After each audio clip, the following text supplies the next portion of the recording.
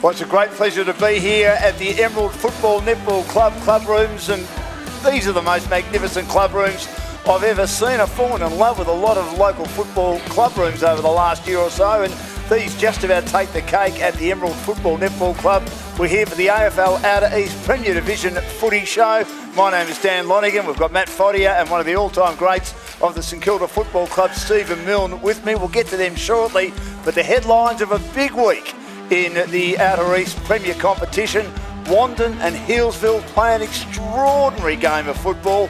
Former AFL player Daniel Gorringe, who had a stint at Carlton and also at the Gold Coast, kicked 9 for the Bulldogs.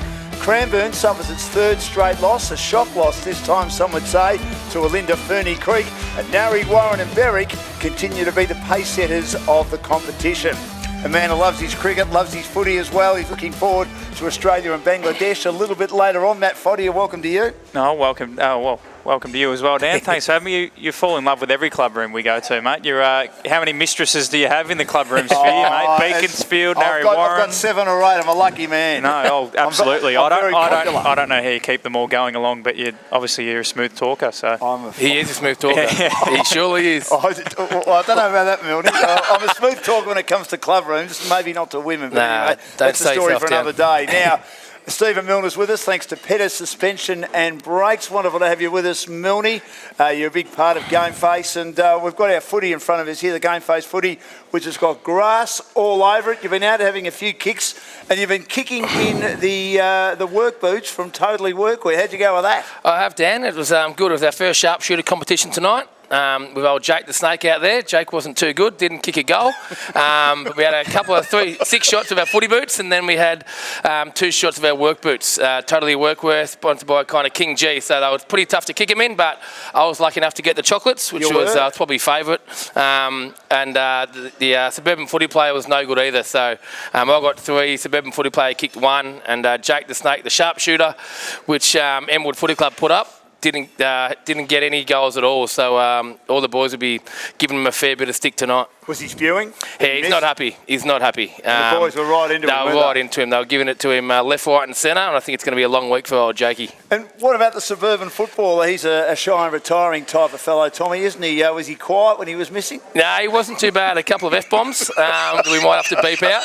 But that's just reserves footy. Yeah, like, that's what reserves footy's about. He's still playing it's at the taking moment. a mark in the pocket, taking on an impossible shot, swearing when you miss it, and then apologising. Sorry, you're boys. not going to centre it in reserves, are you? You just got to cover yourself in glory. But you apologise as soon as you you miss it. Sorry, boys, that was sorry. Well, you see in AFL footy, and even some of the politically correct police would say you shouldn't see them swearing. I mean, when you've missed a goal, you can see you mouthing, "Oh, missed it," the F-bomb. I mean, that just happens out there. Yeah. And the umpires let that go, don't they? They surely do. I'm a specialist lip reader now. I can read everything on Thursday night and Friday night footy. The old lip reader, but nothing bit of anger doesn't go astray. So hopefully you kick him so you don't have to swear. But it is what it is. Now you know a little bit about this competition because you were involved with the Bendigo Football League a month or so ago up at the beautiful Queen Elizabeth Oval as one of the line coaches for a good mate of yours who coached you to a couple of premiership teams, or a couple of premierships I should say, with Strathfield, say, a few years ago, and Bendigo took on Outer East and beat them quite comfortably. What did you learn about the comp that day? Yeah, it was tough day for the Gippy League. Obviously, joining new leagues, all coming into one. It's kind of the first time it's kind of happened. So the Bendigo League had kind of 10 teams to pick from, and I think the league up here, Gippy League, had Outer East League had about 30, 34 teams to pick, players to pick from. So it would have been pretty hard, and I'm not sure. I know a few of the players kind of pulled out at the last minute, which wasn't ideal. That probably showed in the result. Our boys are probably young and fit, and that's why probably won by kind of 98, 99 points. So it was a good day for the Bendigo Footy League, but not a good day for the Outer East. So I think in the future they'll try and put their best players up to go up that list because I think they're 7th or 8th on the list at the moment for the interleague stuff, and Bendigo about 4 or 5. So it was a great day, good to be involved in it as a forward line coach, and it was a good experience. Well, we've been talking about it, Matt, haven't we? I mean, they probably needed to get used to the ground as well, and having played there, Milne, and I saw you playing the 2015 Premiership side for Strathfield, so both yourselves and also Sandhurst struggle to kick goals because you've got those deep pockets. They are very deep. Very deep pockets. And we've seen it in this comp here with teams getting used to the bigger grounds and teams that play on the bigger grounds getting used to the smaller grounds. Yeah, the Bendigo game was just one side was working together and a bit more synergy and stuff like that, whereas the Outer East boys were all just sort of running around, not quite headless chooks, but they didn't quite seem to be the same sort of sort of patterns and working together. Only 3 goals for the day, and the last one just kept the scoreline under the margin, so around 100 points. So it made my day easier on the live Twitter feed. I didn't have to tweet too many Outer East goals. I made all these graphics ready to go down, and we only needed 3 of them. But Milne's probably hit the nail on the head. Without knowing too much about the league, I think it was pretty hard for the coaching panel and the selection panel to know who to go with when you there's nothing to only 6 weeks of playing together. You didn't know whether someone from the Yarra Rangers or the Southeast were better than each other. And now with a year under our belts, you'll be able to probably go next year. You'll probably have someone who's unbiased or objective to pick the side, rather than it was sort of trying to have to merge both the coaches and the players together. So, yeah, but I think Bendigo, they're probably too low than where they'd like to be. It's a pretty proud footy comp there.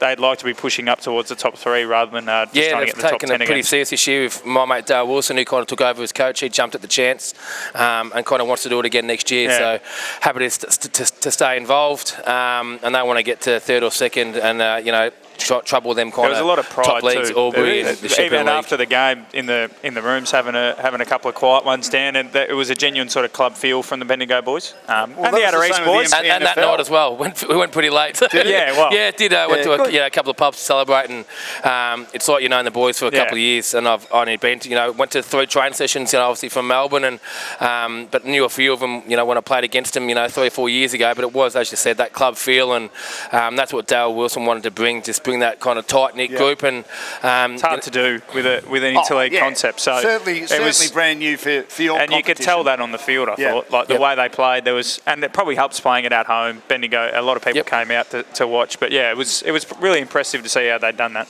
Well, the results from last week in the Premier League, Narre Warren continue their great season, 19-12, 1-2-6. Warri Yallock 8-12, 60, a 66-point win.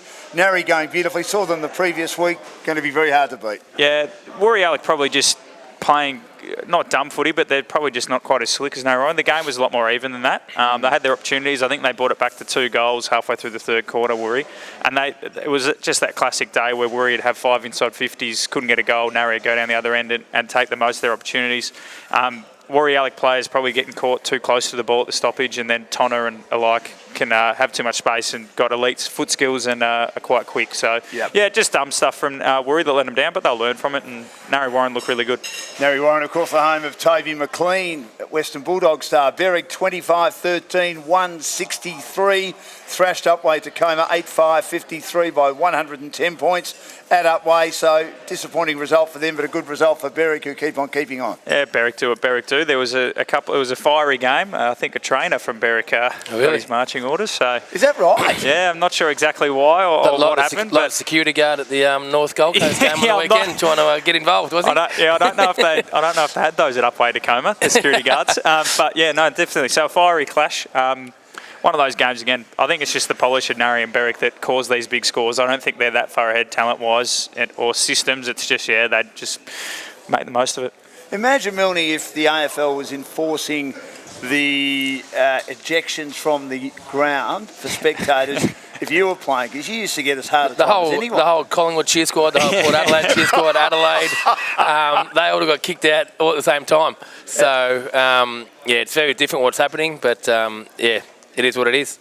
Alinda Ferny Creek, big result here. Cranbourne 3 losses in a row, struggling a bit, the Eagles. 12-10-82, Cranbourne 10-6-66, and they're right back in the pack now, the Eagles. Yeah, just their percentage of keeping them above Wandon at the moment. So it's going to be big for Cranbourne. They need to win at least one of those games out in the valley. They've lost to Wooriallic and Alinda now. They beat Hillsville, but at the moment that's sort of a given. So, yeah, it's those away games are going to be massive for them. And an extraordinary game. I saw a three-quarter time. I believe it wasn't right. That I think it was 8 goals to 7 between Hillsville and Wandon, and Wandon's kicked 17 goals to 11 in the last quarter. And I've been told that's not right, but still a high-scoring game, and it will be at Wandon, as all the games they've won have been high-scoring. 25-12, 162 Hillsville, 18-20, 128. 14 goals between the two-star forwards. Daniel Gorringe, who you'd know, Milne, played with both Gold Coast and Carlton, and Justin Van Nuenen, who was on the recruit. He was on the recruit. He kicked 5, and I think he spent some time with Frankston as well, if my memory serves me right. Yeah, he definitely would have been on a VFL list at some stage. No, Wandon have just decided this defending caper's no point. The ground's too small. Let's just try and kick as many goals as we can. So I like that. I think they've kicked. That's why you want to go and watch.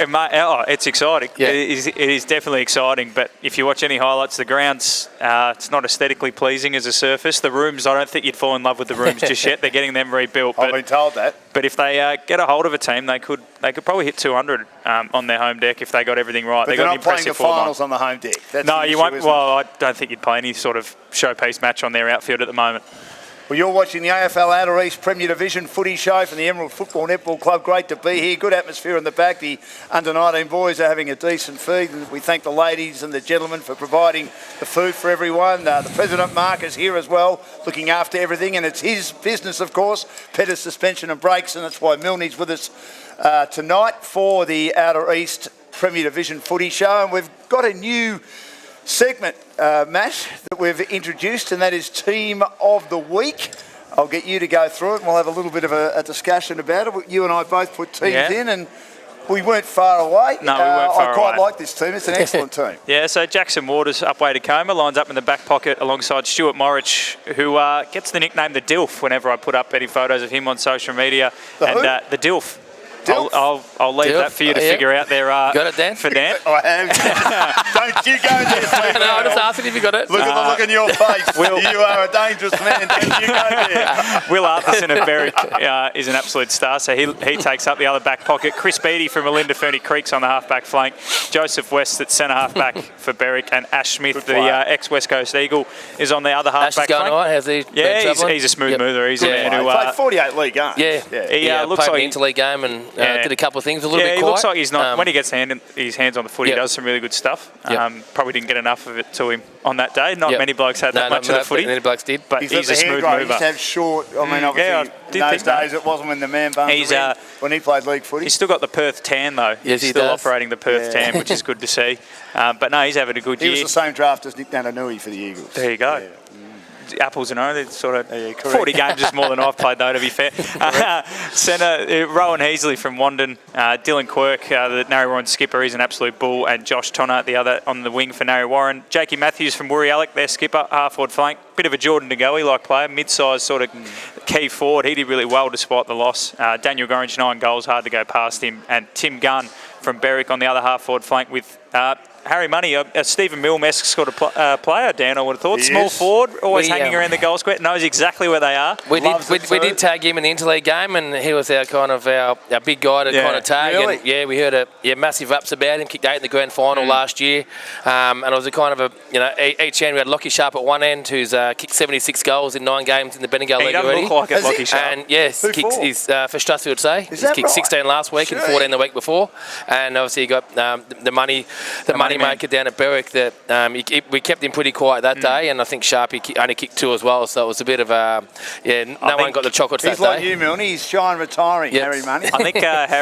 Harry relies on the ball coming in a lot, not as limited as it was. Justin Van Nuenen kicked 5. He's got 27 or 28 for the year, and then Mitchell Clocks from Narre Warren in the other forward pocket with Zach Monkhurst of Wooriallic, Damien's son, so like father, like son. Trent Cody, the other Narre Warren star in the ruck rover position, and Hayden Smith from Wooriallic as the rover with Travis Tuck, Peter Goff of Alinda Ferny Creek, Nugent from Hillsville, and Daniel Jackson, who kicked 6 for Narre Warren.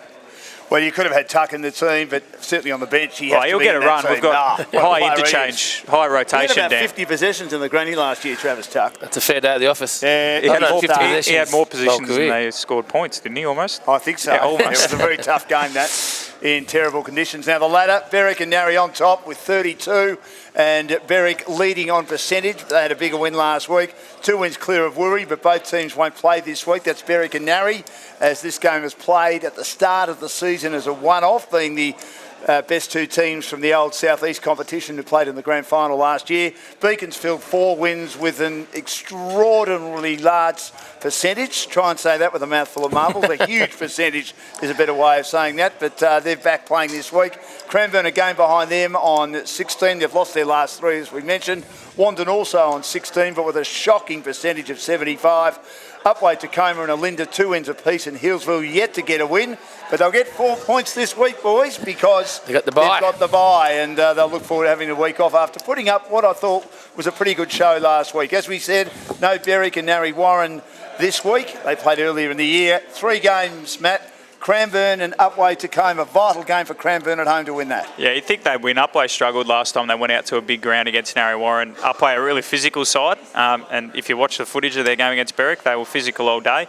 Cranbourne have to win. Obviously, lost a few numbers up with the move. Obviously, they would have preferred to go to the MPNFL. Well, they had 2 under-18 teams last year. Well, I think they still had the numbers now, ready. It was just, I think they were all set to be under-19s, and then with the remainder of the teams wanting to be 18s. Where have they all gone?